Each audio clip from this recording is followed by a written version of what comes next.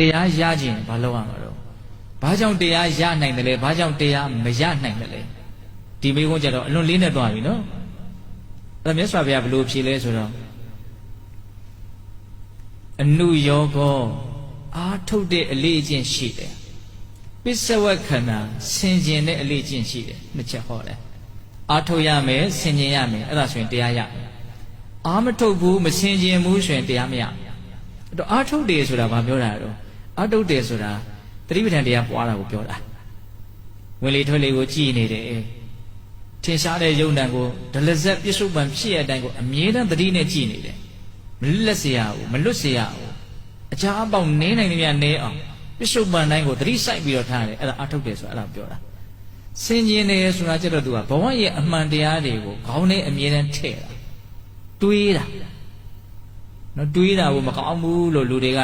ခြုံပြီးတော့တခါတည်းပြောကြတာရှိတယ်ဟာကောင်းတဲ့အတွေးကအရင်ကောင်းတယ်ကောင်းတဲ့အတွေးကနိဗ္ဗာန်ထိကိုပို့မှာမကောင်းတဲ့အတွေးကသာမကောင်းတာကောင်းတဲ့အတွေးကအလွန်ကောင်းတယ်မဂ္ဂင်၈ပါးထဲမှာတမ္မာသင်္ကပ္ပဆိုတာမပါဘူးလားဘာပြောတာအဲ့ဒါမှန်ကန်တဲ့အတွေးရှိရမှာနော်မှန်ကန်တဲ့အတွေးရှိမှမှန်ကန်တဲ့အပြောမှန်ကန်တဲ့အလုပ်မှန်ကန်တဲ့အတ္တဝေယံကြောင့်မှုဆိုတဲ့လာမှာဟုတ်လားအခုဒီမှာမြတ်စွာဘုရားတွေးရမယ်အာထုတ်တဲ့အပိုင်းကိုအာထုတ်ရမှရှိတယ်လို့မှန်မှန်ကန်ကန်တွေးတောဆင်ခြင်ရမယ့်အပိုင်းကိုမှန်မှန်ကန်ကန်တွေးတောဆင်ခြင်ရမယ်ဥပမာအိုနာသေးကွဲကံနဲ့တွဲအမြဲနေတိုင်းရှုအဘိဓါသုတ်တံမြတ်စွာဘုရားဟောတာကိုဘဝအပါဝင်ဘဝအားလုံးသည်အိုတတ်တဲ့ဘဝအိုရမယ့်ဘဝဘယ်လိုမှမလွန်ဆန်နိုင်ဘူးအိုမျိုးအိုတဲ့သဘာဝနာတတ်တဲ့အမျိုးနာတတ်တဲ့သဘာဝဘယ်လိုမှလွန်ဆန်လို့မရဘူးတည်တတ်တဲ့အမျိုးတည်ရမယ့်သဘာဝဘယ်လိုမှလွန်ဆန်လို့မရဘူးချစ်သူခင်သူတို့နဲ့ခွဲရမယ့်သဘာဝကွဲရမယ့်သဘာဝဘယ်သူမှလွတ်ကင်းခွင့်မရှိဘူးကိုယ်စိတ်ထားနဲ့တန်တဲ့အကျိုးရလဒ်ကိုသိမ့်ပရလိမ့်မယ်ရရှိရလိမ့်မယ်ဒါရှောင်လွဲလို့မရဘူးကိုဘာလုပ်တယ်လဲလှုပ်ချင်တာလှုပ်အဲ့ဒီအလုံးနဲ့တန်တဲ့အကျိုးရလဒ်တစ်ခုဟာထွက်လာလိမ့်မယ်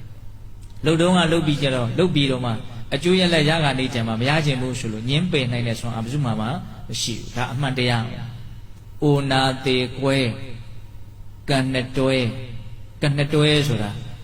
ကိုပြုတ်ထားတဲ့ကောင်းကံဆိုးကံတနည်းအားဖြင့်ကိုထားတဲ့စိတ်ထားဆိုးစိတ်ထားကောင်းအဲ့ဒါနဲ့တန်တဲ့အကျိုးရလဒ်ကိုဘယ်သူမှရှောင်လွှဲလို့မရဘူးလို့ပြောတာ။အိုနာသေးကွဲကံနဲ့တွဲအမြဲနေတိုင်းရှုအဲ့ဒီသုတ္တဝါမြတ်စွာဘုရားကပင်စီမဏိဘိက္ခွေဌာနတိအဘိနံပစ္စဝခိတ္တဗာနိအဋ္ဌိယဝပုရိသေနဝဂဋ္ဌိနဝပပ္ပိတိနဝယောက်ျားပဲဖြစ်ဖြစ်မိန်းမပဲဖြစ်ဖြစ်လူပဲဖြစ်ဖြစ်ရှင်ရမ်းပဲဖြစ်ဖြစ်ဆင်ញင်ရမယ်ဆိုတော့ပစ္စဝခဏဆိုတဲ့စကားလုံးလေးနဲ့သုံးပြီးတော့ဟောတယ်နော်ဘုန်းကြီးကအဲ့ဒါလေးကိုအမှတ်ရလို့ပြောတာတရားရခြင်းဘာလို့ရမလို့အားထုတ်ရမယ်ဆင်ញင်ရမယ်တရားကိုရှုမှတ်ပွားများရမယ်ခန္ဓာမှာဖြစ်နေတာကိုဒလဇက်ကြည့်ရမယ်ဒါအားထုတ်တာကိုပြောတာဩငါသေရမယ်ဘဝပါလားသေမျိုးပါလားတခြားသောတရားတွေလည်းအကုန်လုံးသေရမှာပါလားလောကကြီးကအသေးလောကကြီးပါလားဒီလိုပဲရှေးကဖြစ်ခဲ့တဲ့လူတွေအကုန်ပျောက်ခဲ့ပြီအခုဖြစ်နေတဲ့လူတွေလည်းအကုန်ပျောက်သွားအောင်ပဲနောင်ဖြစ်လာမဲ့လူတွေလည်းအကုန်လုံးပျောက်သွားကြမှာပဲဒီလမ်းစဉ်ကြီးကိုသွားနေတာလောကကြီးကကောင်းတဲ့သဘောမဟုတ်ဘူးဆိုတာကိုဘုန်းကြီးတို့ကတော့ဆင်ញင်ရမယ်အဲ့ဒါလိုအားထုတ်ခြင်းဆင်ញင်ခြင်းနဲ့ပြည့်စုံတဲ့ပုဂ္ဂိုလ်တရားရလိမ့်မယ်အာမထုတ်မှုဆင်ញင်မှုနဲ့နေမယ်ဆိုရင်အဲ့ဒီလူတရားမရဘူး